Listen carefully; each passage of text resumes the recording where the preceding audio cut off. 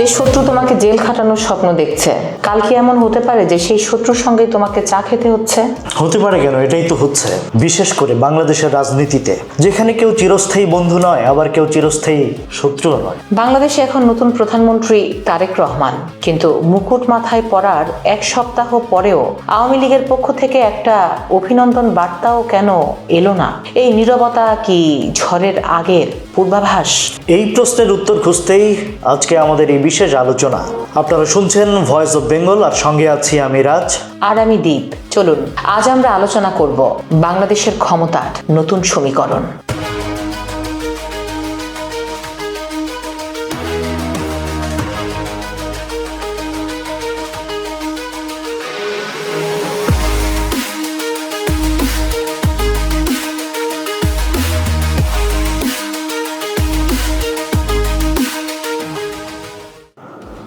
আওয়ামী লীগ কিন্তু বলছে এই নির্বাচন প্রহসন।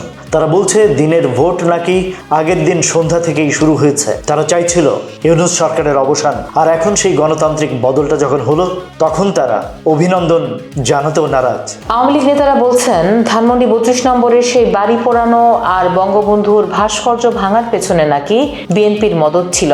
এমনকি মন্ত্রিসভায় এমন লোকও আছেন যারা নাকি ওইসব ঘটনার সামনের সারিতে ছিলেন। ক্ষোভটা তাদের এখানেই। ক্ষোভ তো থাকবেই, কিন্তু রাজনীতি কি শুধু আবেগ দিয়ে চলে?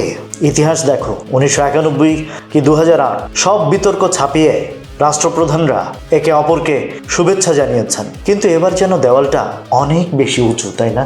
দেয়াল উঁচু হলেও রাজ, বাস্তবতা কিন্তু বড় নিষ্ঠুর।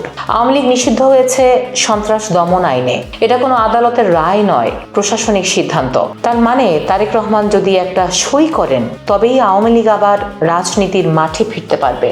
বিএনপি যদি মনে করে আওয়ামী লীগকে একদম মুছে ফেলবে, তবে তাদের সামনে বড় আপদ হয়ে দাঁড়াবে জামাত ইসলামী। এবার নির্বাচনে জামাতের ভোট কিন্তু লাফিয়ে বেড়েছে। বিএনপি কি চাইবে জামাতকে ফাঁকা মাঠ ছেড়ে দিতে? এখানে তো রাজনীতির মারপ্যাচ। জামাতকে রুখতে হলে বিএনপির জন্য আওয়ামী লীগকে মাঠে রাখাটা একটা পলিটিক্যাল কম্পালশন বা রাজনৈতিক বাধ্যবাধকতা হয়ে দাঁড়াতে পারে। অর্থাৎ নিজের অস্তিত্ব টেকাতে শত্রুকেও পাশে রাখতে হতে পারে। বাংলাদেশের সাধারণ মানুষ আজ স্থিতিশীলতা চায়। প্রধানমন্ত্রী তারেক রহমানের সামনে এখন চ্যালেঞ্জ পাহাড় সমান। 1981 সালে জিয়াউর রহমান যখন ক্ষমতায়, তখন শেখ হাসিনা দেশে ফিরেছিলেন।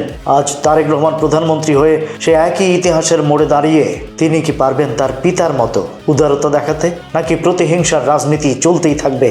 শেষ করবার আগে দর্শকদের জন্য একটা প্রশ্ন রেখে যাচ্ছি। রাজনৈতিক স্থিতিশীলতার স্বার্থে তারেক রহমানের কি উচিত হবে আওয়ামী লীগের ওপর থেকে নিষেধাজ্ঞা তুলে নেয়া, নাকি ফ্যাসিবাদ মুক্ত বাংলাদেশ করতে তাদের দূরে রাখাই শ্রেয় হবে?